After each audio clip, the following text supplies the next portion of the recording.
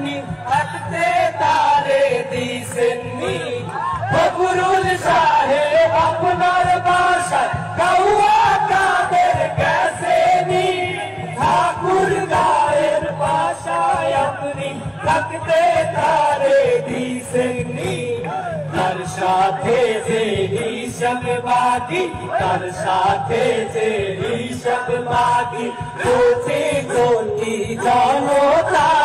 পালিয়ে গেছে কাউয়া কাদের কেউ জানে না খবর তার ভালো হয়ে যাও